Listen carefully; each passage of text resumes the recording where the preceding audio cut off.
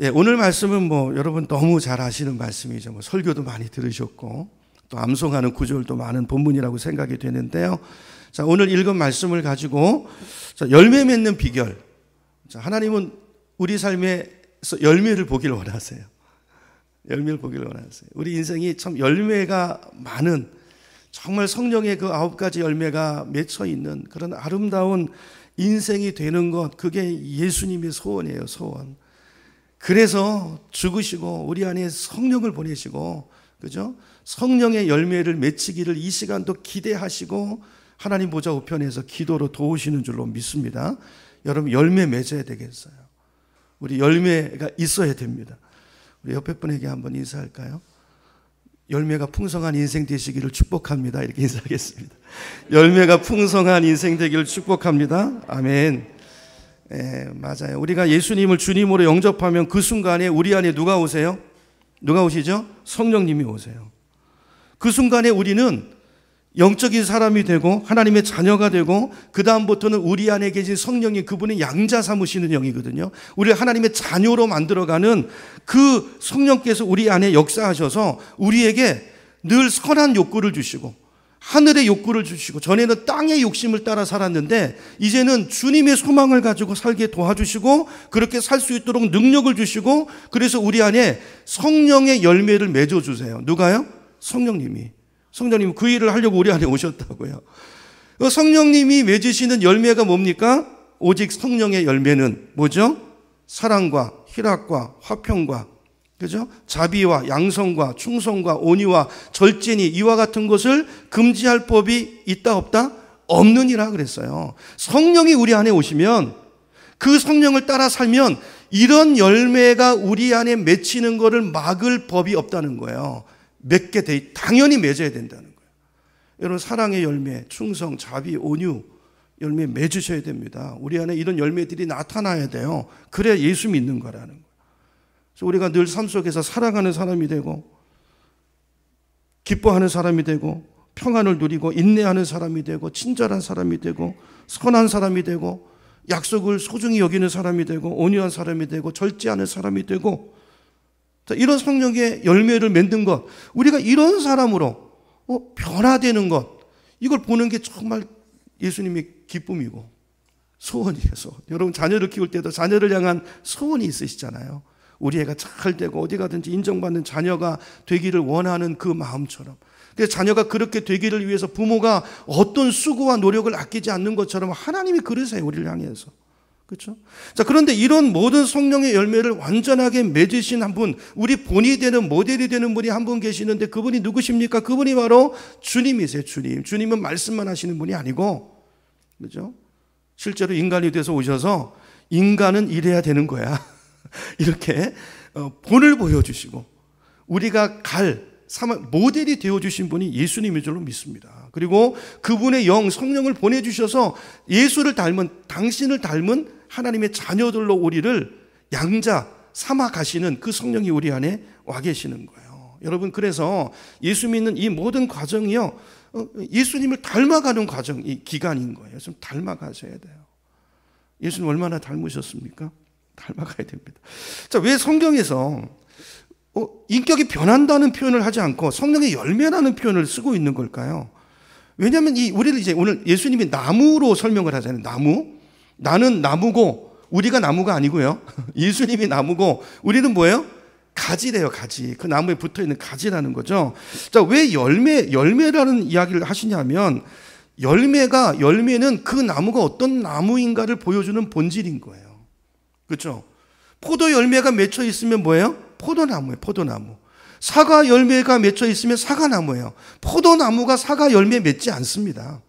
우리가 예수님의 나무에 접붙여진 가지라면 우리는 예수님의 성령의 열매, 그 열매를 맺어야 하나님의 자녀고, 그죠?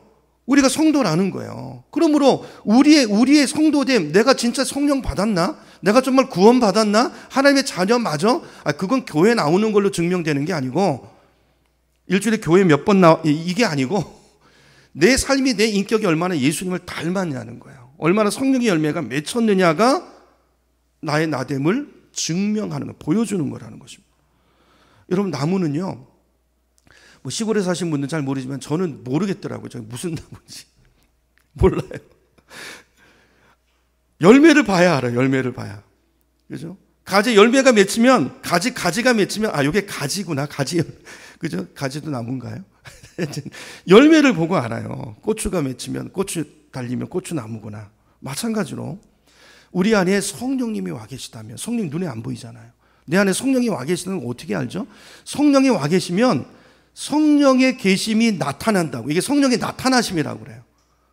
그분의 인격이 나타나요. 그분의 은사가 나타나고 그분의 능력이 나타나고 우리의 말 속에 그분의 이 모습들이 나타난다. 보여지는 그 가시적인 그 열매들을 보고, 아, 이 사람 성령 받은 사람 맞네. 구원받은 사람이구나. 이렇게 알 수 있다는 거예요. 그래서 열매라는 표현을 쓰고 있는 것입니다. 우리가 정말 예수님을 주님으로 영접해서 하나님의 자녀가 됐다는 걸 어떻게 알 수 있을까요? 우리 안에 성령이 오시면 머리에 뭐 이렇게 둥그런 거 있는 게 탁 걸린다든지 이러면 저 사람 하나님의 자녀구나 이렇게 다 알아볼 수 있겠지만 없잖아요. 그게 없잖아요. 겉으로 봐서 몰라요. 모릅니다. 교회 나오는 걸로 봐서 모른다니까요. 예수님 경고하시잖아요. 그날에 가짜들 많을 거다. 선지자 노릇하고 예수 잘 믿는 것처럼 행세했지만 내가 도무지 그를 알지 못하니 밖에서 가슴을 치고 통곡하는 사람들이 있을 거다 그랬어요. 뭘 보고 안다는 거예요? 은사도 아닙니다, 여러분. 사실은 여러분, 나무는 그가 맺고 있는 열매를 보고 그 나무를 안다고 그랬어요.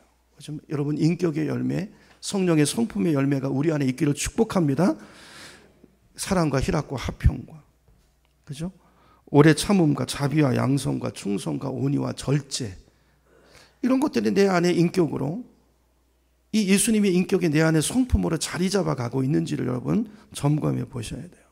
자, 그래서 우리가 정말 예수님을 주님으로 영접하고 우리 안에 성령님이 계시다면 반드시 그 열매가 나타나게 돼 있는데, 자, 그래서 이런 열매가 없는 크리스찬은 엄격한 의미에서 크리스찬이 아닌 것입니다.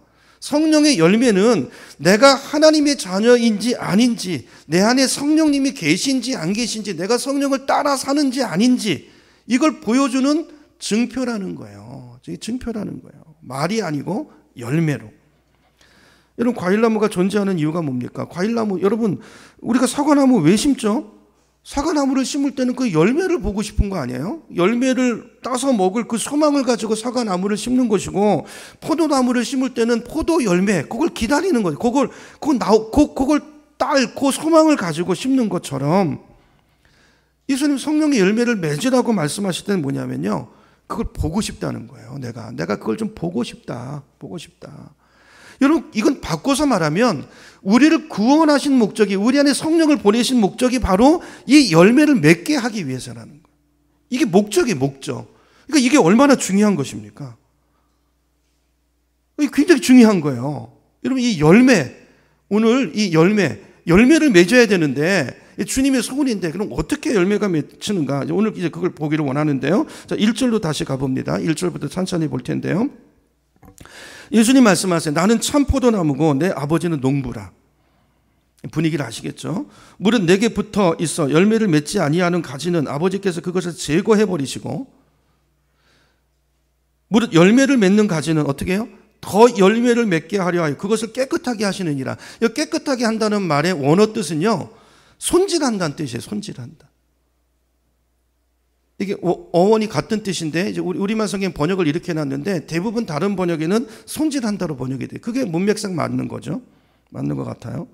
그러니까 여러분, 열매를 맺게 하기 위해서 열매를 보고 가지치기 하죠. 제가 전에 서영양 그 농장에 가보니까 우리 홍보사님도 그때 같이 가서 하셨는데, 아니, 멀쩡한데 자꾸 따라고 하더라고요. 저는 아까워서 못 따는데 잘 따야 큰 열매가 맺힌대요. 그러니까 손질하는 거예요. 손질. 그렇죠? 왜요? 좋은 열매를, 진짜 좋은 열매를, 양질의 열매를 맺도록 손질하신다는 거예요. 하나님이 우리를 이렇게 손질하신대요. 이 의미를 좀 이따 보고요. 다시 6절로 가보세요. 6절로 가보면, 사람이 내 안에 거하지 아니하면 가지처럼 밖에 버려져 마르나니 사람들이 그것을 모아다가 불에 던져 어떻게 한대요? 사른데 불태워버린대요. 그러니까 열매가 안 맺히면 그거는 그 나무의 목적, 가치가 없는 것이기 때문에 제거해버리고 불태워버린다는 거예요. 계속 열매를 강조합니다. 여러분, 우리 인생에 얼마나 열매가 중요한 거예요? 우리 장로교는 열매를 별로 강조 안 해요. 설교 때 보면. 오직 믿음으로 구원받고, 아니, 그러면 삶은 아무래도 돼요? 안 돼요, 안 돼요. 안 돼요. 믿음으로 구원받는 건 맞아요. 그런데 진짜 믿으면 성령이 오시잖아요. 성령을 따라 살면 믿는다는 게 뭐예요? 성령을 따라 사는 거잖아요. 내 생각이 아니라. 그렇게 살면 당연히 열매가 맺히게 돼 있다는 거예요. 내 힘으로 열매를 맺어서 구원받는 게 아니고 믿으면 그분이 오셔서 그죠? 가지에 붙어 있고 성령을 따라 살면 그러면 열매가 맺힌다는 거예요. 결과로 열매가 있어야 구원받은 자라는 것입니다. 열매를 강조해야 돼요. 그래서 예수님이 여러분 여기 보면 열매를 맺어도 되고 안 맺어도 되는 거 아닙니다. 이건 여러분 이렇게 생각하시는 게 맞아요. 이건 내 영생이 달려있는 중요한 문제다.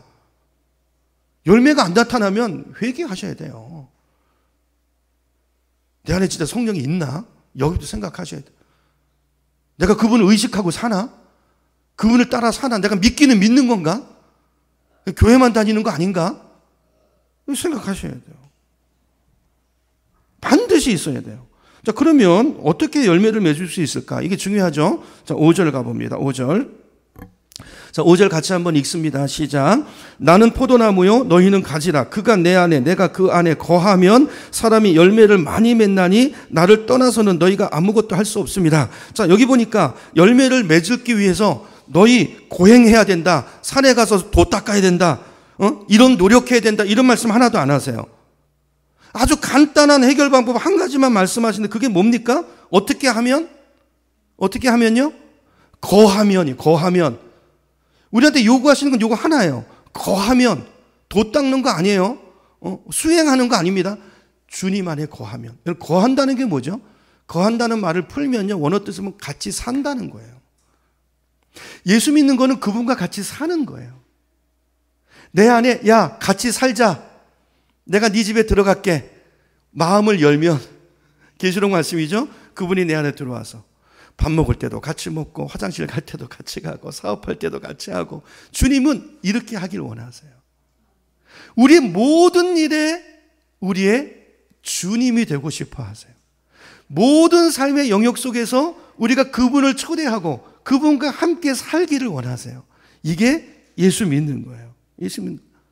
너 나랑 같이 살자. 예수님 왜 우리를 구원하셨어요? 같이 사시려고. 영원토록 같이 사시려고. 영원토록 같이 사시려고. 지금부터 우리 안에 오셔서 여러분 천국 적응훈련. 천국 적응훈련. 여러분 오늘 이제 말씀 우리 8절까지 봤는데요. 11절까지를 보면 여기 열매라는 단어가 8번 나오고요. 제가 쉬어봤어요. 또 어떤 분 설교 시간에 세시는 분 그러지 마시고 거하라는 말이 몇 번 나오냐? 11번 나와요. 11번. 그러면 11절까지 거하라가 11번 나오면 거의 매절마다 한 번씩 나온다고 봐야 되잖아요. 이게 얼마나 중요한 거예요. 열매가 중요해요. 열매 맺어야 되는데 열매 맺는 방법은 내 안에 거하는 거야. 나랑 함께 살아. 나랑 살자. 그러면 너 나 닮아. 나 같은 예수 같은 사람 될 거야. 이제 그 말을 하시는 거예요. 결국 열매 맺는 비결 간단해요. 주님과 사는 거예요. 여러분 주님과 사시기를 축복합니다. 함께 식사하실 때도 늘 그분을 의식하셔야 돼요. 의식하셔야 돼요. 나 혼자 있을 때는 없습니다. 엄격한 의미에서 주님이 함께 계세요. 주님이 시퍼렇게 눈 뜨고 계세요. 이걸 의식하면 우리 말이 달라져요. 생각이 달라져요. 인터넷 뭐 보려고 하다가도 주님이 시선이 느껴지면 정신을 차려요. 그죠? 이게 우리를 바꾸어 가시는, 만들어 가시기 위한 주님의 방법이에요. 24시간 부릅뜨고 우리와 함께 계시는 그 시선을 의식하도록, 그래서 그분 안에서 살도록 하시는 것이 이게 구원하시고 나서 우리 인생과 평생 동안 하나님이 하셔서 이루어내시는 일인 것입니다. 그렇죠? 4절로 다시 가보세요. 4절에 세 번역으로 읽어볼게요. 내 안에 머물러 있어라. 그러면 나도 너희 안에 머물러 있겠다. 5절 가보니까 나는 포도나무 너희는 가지다. 사람이 내 안에 머물러 있고 나와 같이 살고 내가 그 사람과 동행하면 그는 많은 열매를 맺을 수밖에 없다. 나를 떠나서는 이게 안 되면 너희는 아무것도 할 수 없다. 나를 떠나면 너 혼자 되는 순간 그 순간에 너는 꽝이다 이 말이에요. 꽝이다 이 말이에요. 여러분 예수님께서 딱 못을 박으셨어요. 나를 떠나서는 아무것도 할 수 없대요. 여러분 이 말을 꼭 믿으시기를 축복합니다. 정말이에요. 정말이에요. 자 그러면 자 머물러 자 같이 산다는 게 뭘까? 이제 요걸 이제 몇 가지로 같이 산다. 이게 구체적으로 뭘까? 이걸 이제 생각해보고 이제 오늘 기도 제목 삼으려고 하는데요. 자 같이 사는 건 어떻게 하는 건가? 첫째는요 시간을 같이 많이 보내는 거예요. 제가 뭐 24시간 주님과 같이 늘 인식할 이게 사실 우린 잘 안 되잖아요. 그러니까 내가 의식해서 주님과 같이 의식해서 보내는 시간을 자꾸 늘려가시는 거예요. 그래야 주님의 눈을 뜨고 그래야 이제 계속 이게 자동적으로 동행하는 삶이 돼. 훈련이에요. 그 의식적으로 같이 내가 시간을 보내야지 요 물리적인 시간을 늘려가셔야 돼요. 시간을 내서 성경 말씀도 읽으시고. 우리 성경 읽기 하는 거예요. 그거 하셔야 돼요, 여러분. 하셔야 됩니다. 상 때문에 하기도 하지만 제가 그냥 상을 큰 거 드릴까도 싶어요. 막 그냥 자꾸 줄어요. 내시는 분이 그래가지고. 그거 하셔야 돼요, 여러분. 시간을 내서 성경 말씀도 읽고 찾아보고. 그게 주님과 함께 하는 거예요. 시간을 내서 기도도 하고. 여러분 성경은 주님께서 우리에게 말씀하시는 것이고 기도라는 것은 주님과 주고받는 대화잖아요. 말씀과 기도를 통해서 대화하고 이야기 나누고 시간을 같이 보내셔야 돼요. 여러분 사람끼리도요. 시간을 같이 보내면 점점 좋아지고 닮아갑니다. 마찬가지 주님과도 자꾸 같이 있는 시간이 많아지다 보면요. 사람도 오랜만에 만나잖아요. 할 얘기 많을 것 같죠? 더 없어요. 더 없다니까요. 자주 만날수록 할 얘기가 더 많아져요. 그죠? 자꾸 같이 있다 보면 그분의 인격이 내 인격이 되고 말투도 닮아가고 그분의 꿈이 내 꿈이 되고 같아져 가요. 제가 결혼한 지 벌써 25년이 넘었는데요. 제 아내를 보면 정말 점점 닮아가는 것 같아요. 아니에요? 보면 요즘은요. 기도 제목을 안 나눠도 또 기도 제목도 똑같아요. 아내가 기도하는 거나 또 누구한테 하는 얘기 들어보면 저건 내 생각인데 어떨 때 보면 내가 기도하는 기도를 저 사람이 하고 있네. 또 내가 할 얘기를 그대로 하고 있네. 옛날에는 안 그랬거든요. 전에는요 정말 많이 달랐어요. 진짜 달랐어요 진짜. 근데 한 25년을 같이 살다 보니까 생각하는 것 말하는 것 식성도 닮고요. 느낌이 거의 비슷해요. 뭘 딱 보면 느낌이 같아요. 그냥 공유가 탁 돼요. 여러분 시간을 같이 보내는 게 중요합니다. 특별히 저희는 목회자다 보니까 또 맨날 같이 다니잖아요. 맨날 같이 다니니까 닮아요. 여러분 일주일에 설교 한 번 딱 듣는 거로는요 주님 못 닮아갑니다. 못 닮아가요. 불가능해요. 성령의 열매 안 맺혀집니다. 시간을 자꾸 늘려가셔야 돼요. 공예배 나오시고 혼자서 안 되면 새벽에도 나오시고 어성경 읽어지내도 조시더라도 오셔서 같이 그러다 보면 이게 내 안에 배고 그분의 은혜가 임하고 그분이 느껴지고 그분이 좋아지고 그러다 보면 사랑해지고 닮아가는 거예요. 그런 은혜가 있기를 축복합니다. 시간을 같이 보내죠. 두 번째는요. 자, 거한다는 것은 같이 산다는 것인데 자, 같이 산다는 것의 의미 두 번째는 순종입니다. 순종. 자, 예를 들어 보면 집안에서 이제 부모님과 함께 살려면 지켜야 될 예의가 있죠. 그렇죠? 근데 부모와 나와 동급은 아니잖아요. 마찬가지로 우리가 주님과 함께 살려면 주님과 하나님과 우리가 동등한 관계는 아니잖아요. 그분은 주님이시고 나는 그 밑에 있는 거잖아요. 자, 그래서 우리가 거하고 하나님과 더불어 살려면 이 관계가 분명할 때 주님은 나의 주님이시고 나는 그분에게 순종하는 이런 관계적인 위치를 분명히 할 때 그때 즐겁게 같이 동거할 수 있는 거예요. 부부관계도 마찬가지입니다. 서로 존중해주고 서로 순종해줘야 좋은 관계가 유지되지. 그렇잖아요. 똑같은 거예요. 자, 그래서 우리가 주님 안에 거한다는 것은 두 번째는요. 주님께 순종하는 걸 말해요. 그래서 예수님께서도 이렇게 말해요. 7절입니다. 7절에 가보시면 너희가 내 안에 거하고 그리고 그 다음에 그 똑같은 걸 뭘로 표현하냐면 그 다음 내 말이 그랬죠. 너희가 내 안에 거하는 거는 내 말이 너 안에 거하는 거다 이 말이에요. 그러니까 말이 거한다는 게 뭐예요? 말을 알아먹고 말을 받아들이고 말을 순종하는 자리에 가는 걸 말하는 거예요. 그게 나와 거하는 거다 그 말이에요. 부부 사이에도 같이 산다는 건 뭐죠? 말하면 말이 먹혀 들어가는 거예요. 아내라고 무시하는 게 아니라 사랑하면 아내의 말을 귀담아 듣고 그의 소원을 들어주고 싶은 마음을 가지고 이게 순종이라고 표현해 성경은. 그죠? 아내의 소원이 내 소원이 되고 그래 내가 이렇게 해줘야지. 이런 거 이게 거하는 거예요. 말이 거하는. 그렇죠? 10절로 가보세요. 자, 10절에도 이렇게 말합니다. 내가 아버지, 그러니까 이제 너가 나와 거하는 게 내가 성부 하나님, 예수님이 성부 하나님과 거하는 것과 같은 관계가 돼야 되는데 내가 성부 하나님과 어떻게 거하는지를 봐라. 10절. 내가 아버지의 뭘 지킨다고요? 계명을 지켜. 예수님이 하나님이신데 계명을 지키는 게 그를 사랑하는 거라는 거예요. 계명을 지켜서 그의 사랑 안에 거하는 것 같이 너희도 내 계명을 지키면 그게 내 사랑 안에 거하는 거다. 나와 함께 사는 거다. 이렇게 말씀하죠. 그러니까 여러분 보세요. 주님과 함께 거하는 함께 사는 비결이 뭐예요? 말씀대로 사는 것입니다. 정리가 간단하게 되죠. 근데 여러분 이런 분이 있어요. 이게 태생적으로 계명 그러면 억압으로 느껴지고 업무스라 해서 사람은 그럴 수 있죠.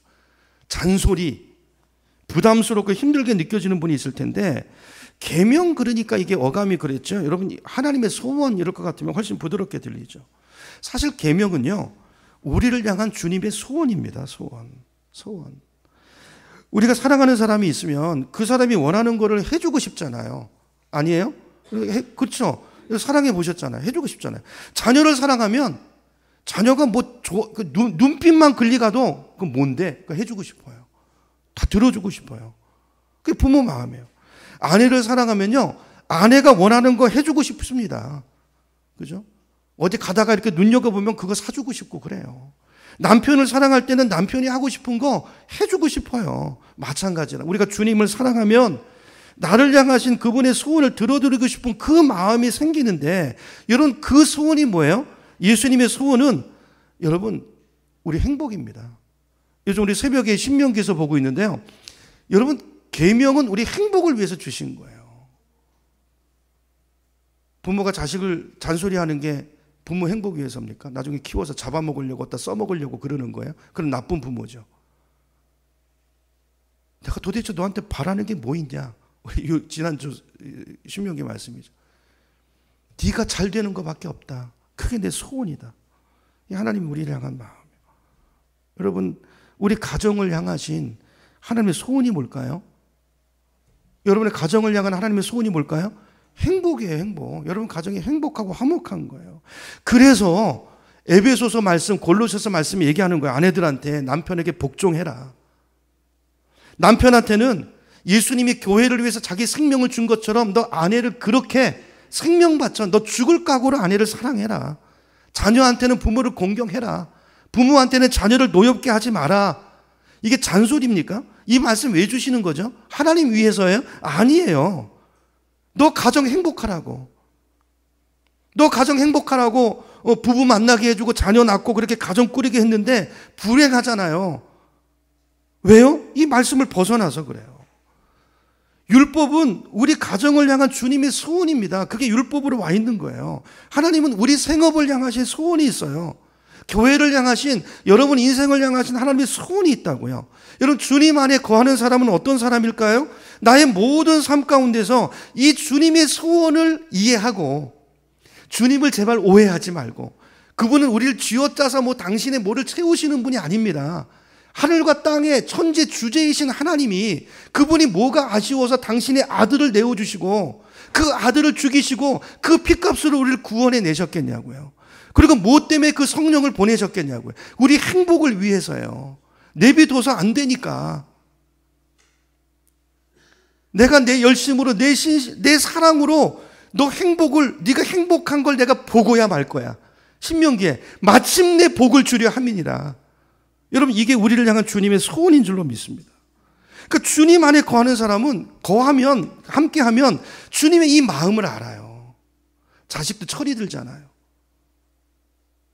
대부분 부모님 돌아가시면 부모님이 나 같은 새끼라고 그렇게 자식 키워보면 부모 마음을 알아요. 그때 가서 부모가 얼마나 날 사랑하고 인내하고 날 위해서 그런 거였구나. 이걸 우리가 여러분 하나님의 소원을 알고 그 소원을 목표로 사는 인생, 이 사람이 바로 주 안에 거하는 사람인 줄로 믿으시기 바랍니다. 소원을 알면 이제 자녀를 키우더라도 자녀를 통해서 내가 이루지 못한 꿈 한번 이뤄보겠다는 이런 생각 안 합니다. 어떻게 해서든지 자녀를 주님이 원하시는 자녀로 키워요. 이게 주님 안에 거하는 자에게 오는 복이에요, 복. 그래서 그 인생의 행복으로 가는 거예요. 어긋난 사랑에서 하나님의 사랑을 알아가는 거예요. 그분과 교제하면서 살면서 이게 사랑이구나. 우리 중에 여러분 사랑을 아는 사람이 없습니다. 그분이 우리를 사랑하심으로 사랑을 아는 거예요, 우리가. 그렇죠? 그 사랑에 흠뻑 젖을 때 이제 우리도 그 사랑으로 인간의 이기적인 사랑이 아니라 자기 욕심이 아니라 자기 탐욕이 투영된 사랑이라는 이름으로 포장된 자기 욕심이 아니라 진짜 하나님의 사랑으로 누군가를 사랑하기 시작하는 것입니다. 누가요? 주님 안에 거하는 사람. 그 열매가 맺히는. 이제는 사업을 해도요. 내가 빨리 떼돈 벌어가지고 내가 이제 50대 후반, 60 초반에 은퇴해가지고 이제 골프만 치면서 살리라. 이런 꿈 안 꿉니다. 하나님께서 나에게 직장을 주시고 생업을 주셨는데 어떻게 하면 내가 이것을 통해서 이웃을 섬기고 주님을 섬길까? 주님의 소원을 풀어드리는 것이 꿈이 되어 있는 사람이에요. 꿈이 되어 있는 사람. 교회 사역을 해도요. 이제는 내 보람과 내 만족 때문에 하는 게 아니라 하나님의 필요가 어디 있는지, 하나님이 원하시는 게 뭔지, 그분의 소원을 찾아서 내가 하는 일이 아무도 주목하지 않고 알아주지 않는 일이라 할지라도 하나님의 소원이 그곳에 있고 주님이 나를 통해서 그 일을 하기를 원하시면 그 일을 감당하는 사람, 묵묵히 그 자리에 있는 사람, 이게 주님 안에 거하는 사람의 삶인 것입니다. 여러분, 이런 사람이 된다는 건 멋지지 않나요? 좀 얄싸하지 않고 말이죠. 이게 깊이가 있는. 이게 얼마나 큰 특권인지, 여러분, 우리를 하나님은 이렇게 키우길 원하세요. 우리를 그렇게 구원해 내셨을 때는요, 하나님의 기대가 크세요, 여러분. 요 정도 살면 안 돼요, 우리가. 요 정도 살면. 여러분, 우리를 향한 하나님의 꿈이 크십니다. 크세요. 여러분, 이게 이 주님과 같이 살고 그분의 소원을 알고 그분의 소원을 이루면서 사는 인생, 이게 얼마나 큰 특권이고 이게 얼마나 놀라운 부르심인지를 여러분 꼭 깨달으시기를 축복합니다. 여러분, 우리가 좋은 직장에만 들어가도요, 삼성 같은데 들어가면 그 회사, 내가 그 회사 직원이라는 자부심이 있어요. 배지도 달고 다니고 이거 뭐 퇴근하면서도 이거 달고 나오고, 하물며 천지 만물을 지으신 하나님께 순종하고 하나님의 동역자, 하나님의 소원을 풀어드리는 그 인생을 살아가는 그 사람, 이거요, 그 자리에 아무나 부름받는 거 아니고 엄청난 특권이고 엄청난 영광이라는 걸 믿으시고, 이런 주님과 거하신 그분이 하나님이 내 안에 오셨어요. 내가 뭔데요? 그분이 이 안에 오시려고 아들을 죽이시고 그 보혈로 내 죄를 씻으시고 청소하시고 그리고 성령이 오셔서 우리를 바꾸어 가시는 이 놀라운 사랑, 여러분, 이 사랑을 이해하시고 순종이라고 그래요. 순종. 그죠? 거하는 건 그분께 순종하는 거예요. 그럴 때 우리 삶에 놀라운 열매가 우리 삶에 맺힌 은혜가 있게 될 줄로 믿습니다. 자, 세 번째, 주님 안에 거한다는 것. 세 번째, 주님 안에 거하는 건 같이 사는 것인데, 자, 같이 산다는 거는 저는 끊임없는 대화 가운데 사는 거라고 생각해요. 몸만 같이 살면 사는 건가요? 아니, 대화가 있어요. 대화. 그죠? 대화가 있어야 돼요. 주님과 더불어 주님과 같이 산다는 것은 하루 종일 주님과 대화하면서 있는 걸 말하는 거예요. 주님 여기 계시죠? 그리고 대화 한마디도 안 하고 다른 사람들만만 대화하고, 우리 그렇게 살고 있지 않습니까? 그러지 말라는 거예요. 여러분, 대화하세요. 주님과. 주님이 기다리세요. 기다리세요. 너 나랑 얘기 좀 하자. 얘기 좀 하자. 하도 얘기를 안 하니까 그냥 문제를 뻥 터뜨려가지고 나랑 얘기 좀 하자, 얘기. 그럼 또 와가지고 그 얘기만 하고 가요. 하나님 요거 해결해 주세요. 그리고 가. 주님은 대화하고 싶으신데. 여러분, 편하게 대화하셔야 돼요. 이거 훈련입니다. 어디 가다가 좋은 거 보이면 주님 너무 아름답네요. 실수했으면 주님 내가 잘못했습니다. 대화 가운데 사세요. 주님은 성령은 인격이세요. 저는 이제 하나님과 가장 원하시는 대화, 이렇게 실생활에서 작은 소소한 것들을 이런 나누시는 대화를 시작하시되, 저는 이제 두 가지 이 질문을 항상 가지고 저는 주님과 대화해야 된다고 생각해요. 첫 번째 질문은요, 자, 어떤 일이 일어날 때 주님 이게 뭡니까? 주님 지금 무엇을 하고 계십니까? 여러분 이건 물어보셔야 돼요. 이 질문을 던지셔야 돼요. 저는 점점 신앙생활 하면서 이 대화가 얼마나 중요한가를 점점 깨달아가는 것 같아요. 우리들은요, 인본주의 사상에 푹 젖어가지고 내가 내 인생의 주인이라는 생각이 내 안에 꽉 차 있어요. 다 나. 자기중심적인. 내가 주인이 돼 있어요. 그래서 하나님이 주인이라는 걸 자꾸 잊어버립니다. 그래서 이 질문이 필요해요. 되게 우리는 어떻게 합니까? 하나님께 물어보고 뭘 하기보다는 내가 먼저 일을 시작하죠. 내가 원하는 일을 벌려버려요. 그리고 그거 해결해달라고 주님한테 말해요. 근데 사실은 우주의 주인이 내가 아니고 우리 주님이세요. 주님이 원하시는, 이제 보겠지만, 주님이 원하시는 일이 뭔가를 보고 그 일을 하는, 요거를 자꾸 배워가야 돼요.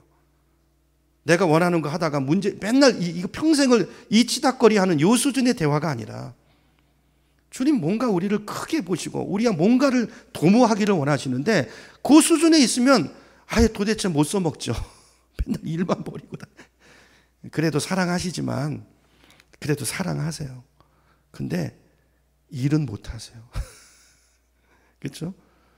여러분 하나님과 동역하는 그 자리까지 나가는 우리가 됐으면 좋겠어요. 여러분 우주는 내 경륜대로, 내 뜻대로, 내 세운 대로 이루어지지 않습니다. 우리는 얼마나 폭이 좁은지 몰라요. 자기 중심, 자기 자존심, 자기 감정, 이게 늘 갇혀 있어요. 조금 눈을 열면, 주님과 대화하면 시선이 넓어진다고요. 생각이 폭이 커진다고요. 부분이 아니라 전체를 보게 된다고요. 그렇죠? 여러분 하나님의 뜻대로 하나님의 소원대로 움직여지고 있는 하나님이 하시는 일을 볼 수 있어야 돼요. 그래서 피조물로서 우리가 해야 될 일은요, 주님 지금 무슨 일이 벌어지고 있는 겁니까? 물어보셔야 돼요. 고수한테. 이게 뭔지. 자, 2절로 가봅니다. 자, 2절 다시 가볼게요. 2절. 자, 내게 붙어 있으면서 열매를 맺지 못하는 가지는 아버지께서 다 찍어버리시고, 열매를 맺는 가지는 열매를 더 맺게, 많이 맺게 하려고 어떻게 하신다고요? 손질하신다라고 그랬죠. 손질하신다. 자, 여기 가지, 하나님의 뜻은 열매거든요. 열매. 자, 이 열매는 우리가 말하는 예를 들면 사과 열매는 나를 위한 거지만 그게 아니고, 이 열매는 나를 위한 열매잖아요. 하나님 위한 열매가 아니고. 인격의 열매, 사랑의 열매, 성품의 열매잖아요. 자, 이 열매가 다시 말해서 자녀다운 모습으로 우리가 좀 그런 사람으로 만들길 원하시는데, 그래서 손질하신다는 거예요. 이 손질이 우리 삶에 어떤 모습으로 나타날까요? 제가 예를 들어 볼게요. 예를 들면 여러분 직장 생활 하시다가 이제 곧 진급 케이스가 있어요. 근데 내가 지금 꼭 과장이 돼야 되겠어요. 그래서 기도해요. 하나님, 나 이 과장 돼야 됩니다, 이번에. 응? 나 이번에 안 되면 안 됩니다. 기를 쓰고 기도했어요. 근데 떨어졌어요. 그럼 실망하죠. 하나님 이게 뭡니까? 아니 내가 이렇게 기도하고 이게 어떻게 된 겁니까? 이게 뭐예요? 이게 왜 이래야 되죠? 자, 근데 그게 아니고 손질하신다고 그랬죠. 손질. 하나님이 맺기를 원하시는 열매는 그게 아닐 수 있어요. 그건 내 생각인 거야, 내 생각. 나는 이것만 보지만, 아니 그래, 너 그거 지금 과장되는 게 중요한 게 아니라 네가 더 잘 되려면 이번 떨어져야 돼. 이게 하나님의 또 손질일 수 있단 말이에요. 그렇죠? 그래서 우리는 어떤 문제를 만났을 때, 내가 뜻하는 일이 안 이루어졌을 때 실망부터 하고 원망하기 전에 먼저 던져야 되는 질문이 뭐냐면 주님이에요. 주님. 뭐라고요? 주님.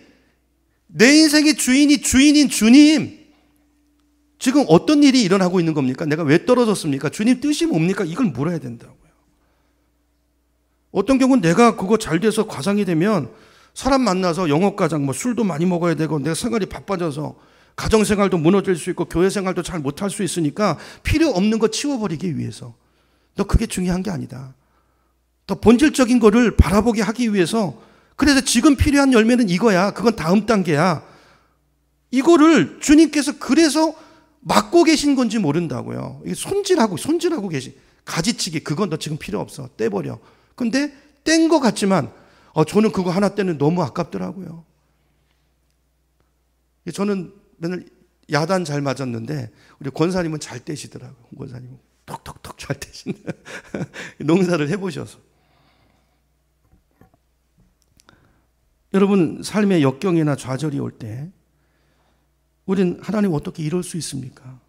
아니, 그 질문 이전에 하나님 지금 어떤 일이 벌어지고 있는 겁니까? 내 인생에. 내가 보지 못하는 것이 무엇입니까? 질문하시고 하나님 말씀하세요. 그러니까 이 질문이 중요해요. 대화는 질문이 중요해요. 질문. 질문이 좋은 질문이 좋은 대화를 만드는 거예요. 그렇게 해서 주님의 섭리를 보고 내 인생의 역경 가운데 있는 그 주님의 뜻을 보고 그 사랑의 깊이를 이해하고 그 사랑 안에 자라가는 우리가 됐으면 좋겠습니다. 그럼 생각해 보세요. 사랑이 많으신 하나님, 그 능력이 많으신 주님께서 왜 여러분을 이유 없이 고난 가운데 두시겠어요? 이유가 있죠. 그걸 물어보시고 아시고 가는. 그러면 빨리 가요. 빨리. 반대로 우리는 축복 가운데서도 여러분 질문하셔야 됩니다. 내가 원하는 거 오면 그거 가지고 흥청망청하면 안 되고 하나님 나에게 이런 복을 주시는 이유가 뭡니까? 축복 가운데도 물어야 되고 어려움 가운데도 물어보셔야 돼요. 왜 이런 역경을 주십니까? 이렇게 항상 질문을 던지면서 사는 게 뭐라고요? 주 안에 거하는 거라고요. 항상 대화하는 거라고요. 자, 이런 대화를 통해서 또 일상의 문제들을 사소한 대화들을 통해서 사소한 기쁨을 알아가시고 주님의 큰 기쁜 뜻 안에 거하시는 그런 열매를 맺어가시는 우리의 삶이 되기를 축원합니다. 자, 하나님과 이렇게 하나님의 주권을 인정하고 늘 대화 가운데, 그렇죠? 순종의 삶을 살았던 분이 예수님이잖아요. 겟세마네 동산에서도 그 대화가 예수님을 바른 길로 인도했죠. 그렇죠? 예수님 피하고 싶었지만 그 안에서 고난의 길, 그 가치와 의미를 기억하고 그 길을 걸어내신 예수 그리스도, 우리 본이라는 거죠. 자, 요한복음 5장 19절로 가보겠습니다. 요한복음 조금 앞으로. 요한복음 5장 19절로 가서 보시면요. 제가 있습니다. 5장 19절입니다. 그러므로 예수께서 그들에게 이르시되 내가 진실로 진실로 너에게 이르노니 아들이, 자, 예수님이죠. 나는 아버지께서 하나님이 하시는 일 보지 않고는 스스로 아무것도 하지 않나니 아버지께서 행하시는 그것을 아들도 그와 같이 행하느니라. 아멘. 이 말씀이 제가 지금 설명한 내용이에요. 그렇죠? 그러니까 예수님은 당신이 하시는 일의 기준이 뭐냐면 내 소원과 내 계획과 내 뜻이 아니라 그게 있죠. 예수님도 있으셨어요. 근데 그걸 하기 전에 전체를 보는 거예요. 먼저 점검을 하는 거예요. 하나님이 하시는 일을 가만히 보고 그 일을 거기에 초점을 맞춰서 방향을 잡으시고 그렇게 한다는 거예요. 자, 여기 보면 주도권이, 결국 주도권을 말하는 거예요. 주도권이 누구에게 있어요? 예수님은 하나님께 있어요. 근데 우리는 어떻게 하죠? 주도권이 나에게 있죠. 하나님 말한 것도 없어요. 내 생각 있으면 가버려요. 해버려요. 그러고 나서 기도해요. 다르죠? 이게 다른 거예요. 우리에게 이 자세가 필요하다는 것입니다. 하나님 지금 뭘 하고 계시는가를 먼저 딱 발견해서 그 다음에 내 삶을 조정을 하고 맞추고, 그래서 하나님의 계획과 뜻이 이루어지도록 나를 드리는 것, 이 순종, 이것이 예수님 안에 거하는 삶인 줄로 믿으시기 바랍니다. 자, 이게 되려면 대화가 있어요. 대화가 없으면 오해가 일어나요. 생각이 다르니까. 그렇죠? 그래서 우리 성도님도 항상 주님과 깊은 대화 속에 사시길 축복합니다. 두 가지. 뭘 하십니까? 두 번째, 내가 어떻게 거기 동참하면 되겠습니까? 하나님의 일. 저는 이렇게 생각했는데 주님이 하시는 걸 보니까 그게 아니네요. 그러면 내가 삶의 초점을 다시 주님께 맞춥니다. 그러면 내가 여기서 어떻게 하면 좋을까요? 어떻게 하나님께 영광이 되겠습니까? 이 자세죠. 대화. 주님 말씀하세요. 아니, 왜 주님이 말씀 안 한다고 생각하시죠? 여러분 혹시 질문 안 하셔서 그런 거 아닌가요? 질문은 대화하셔야 돼요. 자, 이게 주 안에 거한다는 건데요. 자, 이렇게 주 안에 거할 때 우리는 반드시 열매를 맺게 돼 있어요. 열매는 여러분 나무가 가지가 자기가 애써가지고 열매 맺는 가지 나무 보셨나요? 아니요. 가지는 붙어 있으면 열매가 저절로 맺혀요. 그러니까 거하는 거예요. 같이 거하고 주님과 대화하고 또 시간이 없어서 말씀 안 대로 회개하고 나를 정결케 하고, 그렇죠? 함께 지내고 이러면 저절로 열매가 맺힌다는 거예요. 그렇죠? 자, 이렇게 열매 맺는 삶을 살면 우리 삶에 어떤 결과가, 어떤 축복이 오는가 간단하게 세 가지 정리하고 기도합니다. 첫째, 절대적인 기도 응답이에요. 7절로 가보세요. 너희가 이렇게 내 안에 머물러 있고 내 말이 이렇게 너희 안에 머물러 있으면 그러면 너희가 무엇을 구하든지 어떻게 해요? 다 그대로 이루어질 것이다. 우리는 뒤에 절만 보는데 아니, 앞에 조건이 있어요. 내 말이 너 안에 거하면, 너 안에 순종이 있니? 아까 말한 이런 주님과 나와의 동행이 있니? 질문이 있니? 너 인생에? 그리고 내가 하는 그 일에 포커스를 맞추고 있니? 그 과정 속에서 무엇이든지 구하면이에요. 그러면 다 이루어지리라. 두 번째 축복은요, 하나님께 영광을 돌리는 인생이 돼요. 8절 가보세요. 너희가 열매를 많이 맺어서 내 제자가 되면 하나님께서 영광을 받으실 거다. 여러분, 자녀가 잘 되면, 자녀가 멋지게 크면 영광을 받잖아요, 부모가. 세 번째 복이 뭡니까? 기쁨이에요, 기쁨. 11절입니다. 내가 너희에게 이런 말을 한 것은 나의 기쁨이 너희 안에 있게 하고 너희 기쁨이 넘치게 하라는 것이라. 여러분, 내 인생이 그렇게 되면요, 정말 놀라운 자부심이 있고 기쁨이 있습니다. 하나님에 대해 동참한다는 기쁨, 자녀라는 기쁨, 이 기쁨을 누리시는, 아까 이 기쁨, 주님 주신 이 기쁨을 누리시는 우리 인생이 되기를 예수님의 이름으로 축원합니다. 열매 맺는 거 생각보다 힘들지 않습니다. 왜 힘들까요? 왜 안 될까요? 내가 하려고 해서 그래요. 우리가 뭘 해야 됩니까? 붙어 있으면 돼요. 주님 안에 거해야 돼. 거하라. 거하는 게 뭐죠? 함께 사는 거예요. 함께 살기 위해서 필요한 것. 그게 뭔가 말씀드렸는데요. 각자 적용하시고 예수님의 소원이 내 소원이 되고 그분의 인격이 내 성품이 되고, 그렇죠? 막힌 것이 있으면 회개로 풀고, 그러면 열매가 맺혀지고 우리 삶에 기쁨이 생기는 놀라운 인생이 될 줄로 믿습니다. 이런 인생을 누리시는 우리 모두가 되기를 축복합니다.